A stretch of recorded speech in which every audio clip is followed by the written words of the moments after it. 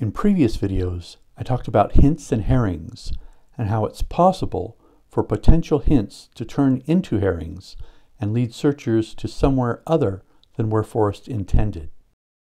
Apparently, I wasn't clear in my meaning, as a few people thought I was questioning Forrest's integrity. To be clear, I am not questioning Forrest. I believe Forrest when he says that he did not insert red herrings. I believe him when he says he never intentionally misled searchers. This misunderstanding is a good example of what I was talking about in those videos. Communication is difficult even in the best of circumstances. To be even more clear, those videos have nothing to do with Forrest.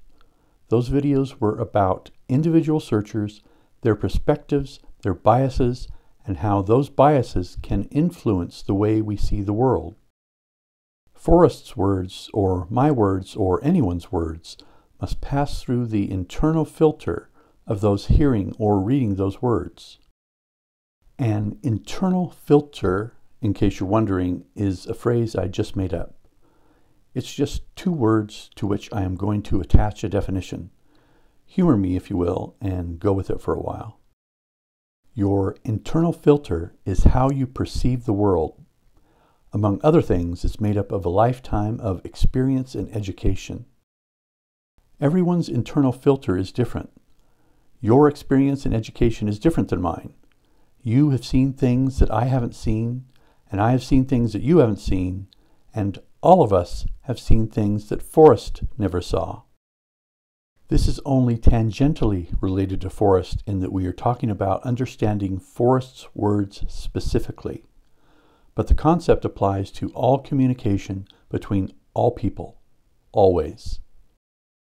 What this means is that for Forrest, it was impossible for him to know how his words would be interpreted by each searcher. Although the source of information was the same, the picture that eventually made it into each searcher's mind could differ dramatically. With so many searchers so widely divided, this should be self-evident.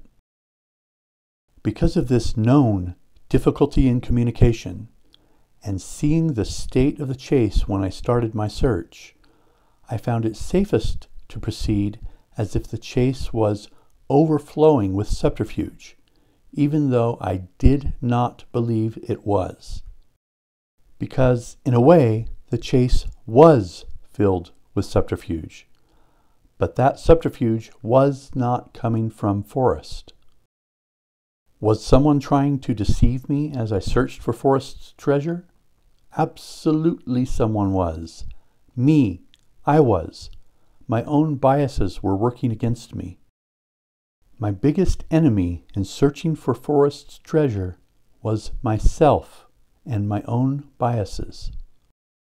Approaching Forrest's puzzle with this mindset put me on guard against myself, not against Forrest. This diagram partially illustrates how I view what I refer to as an individual's internal filter. Before any piece of information reaches conscious thought, it must pass through and is subject to all of these biases. Before any piece of information reaches conscious thought, it has already been distorted by the unconscious. And to make it even more complicated, conscious thought has its own set of biases.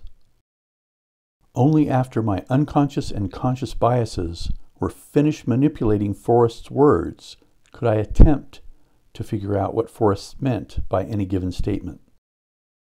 It was important to keep this in mind at all times. I continually asked myself whether I was analyzing Forrest's words or analyzing my bias's interpretation of Forrest's words. The difference was crucial. Without being on constant guard against cognitive bias, Forrest's words did not stand a chance. Ask 10 searchers what Forrest said on any given subject, and you are very likely to get 10 different answers, and none of those answers will be an exact quote from Forrest. Being aware of, and especially mindful of, your own susceptibility to cognitive bias is the first step in countering it. And I don't mean being academically aware that cognitive bias is a thing that exists. I mean believing it to the point that you continually question your thoughts as if you're looking for transmission or interpretation errors.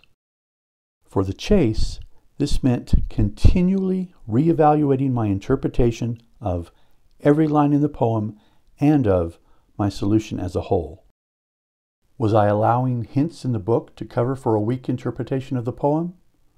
Was I susceptible to the sunk cost fallacy with my solution? Was I too proud to admit that I made a mistake? What was I missing? I knew enough about cognitive bias to know that I didn't know enough about cognitive bias, and I didn't have time to learn. I could spend time to become an expert on cognitive bias, or I could try to solve Forrest's poem. I didn't have time to do both. But still, I was certain that if I did not have a concrete plan to combat cognitive bias, I would fail. Searchers were not scattered over the 4 search states for no reason.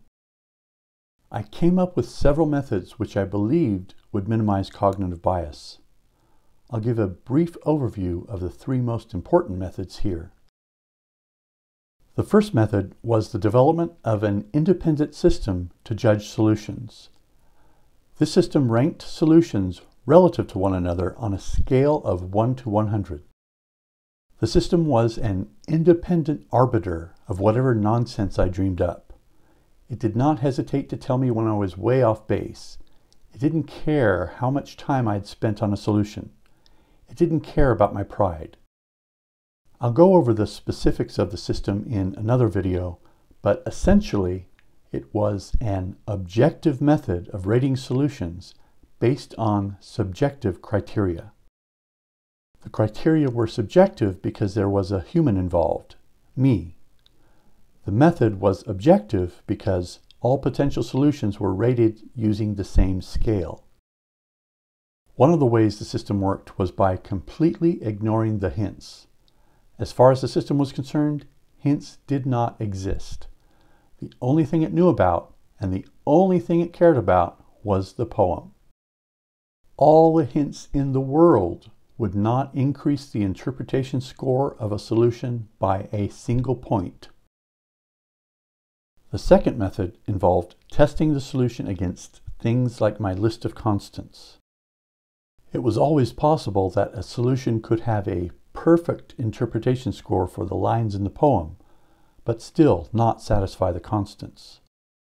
For example, one of my constants was that children may have an advantage when solving the poem. My solution needed to explain why Forrest said that. Not having an answer to that question might be the determining factor in whether I went boots on the ground or not.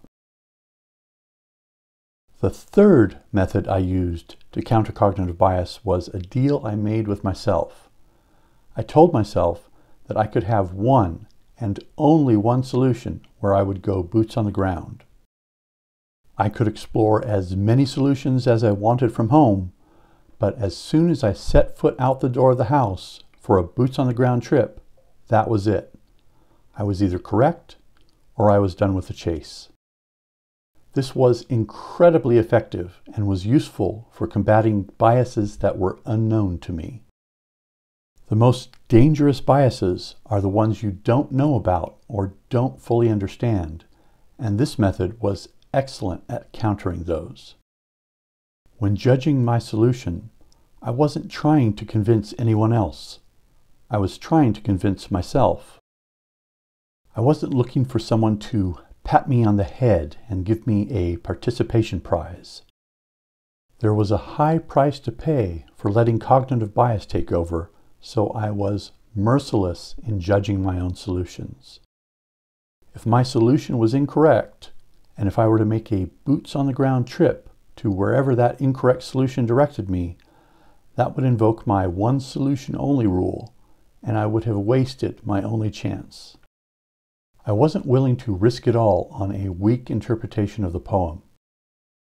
I absolutely refused to make a boots-on-the-ground trip until all the T's were crossed and all the I's were dotted. These three methods worked well together. The first two methods were mostly objective. The first method gave me a ranked score for a solution, and the second method tested that solution against my list of constants. The third method was mostly subjective. It laid out the stakes of the decision I had to make. Making that decision involved looking at the results from the first two methods and then letting my gut decide. No matter how high the interpretation score of a solution, it still had to pass the "Are you willing to risk it all?" test. One interesting side effect of all this was seeing cognitive bias attempt to alter information in real time. It was as if I was outside myself, watching my own mind trying to alter data without my consent. It was almost like a lucid dream, watching my mind try to store the altered data and not the original data. It was really interesting and fun. I highly recommend it. The more I watched the methods I put in place to counter cognitive bias work, the more confident I became in those methods. It was as if someone was looking over my shoulder, checking my work, and slapping me across the head if I made a mistake. If I ever went boots on the ground, I was certain that it would be with confidence. Thank you for watching. There is nothing like a good problem to spark the synapses, is there? To open the mind to new possibilities, new ways of seeing things. Of course, one must always confront self-doubt and fear, but that is a small price to pay for the exhilaration of finding the perfect solution.